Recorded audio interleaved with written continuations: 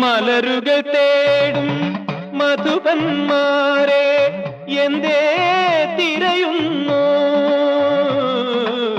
മലരുകൾ തേടും മധുപന്മാരെ എന്തേ തിരയുന്നു? ഇതളുകൾ തഴുകും നിറമോ മണമോ ഇത്തിരി മനസ്സിൻ സമ്മതമോ? ഒന്നു മൂഴിയിൽ അനശ്വരമല്ല, ഒന്നിനും പുനരൊരർത്ഥവുമില്ല.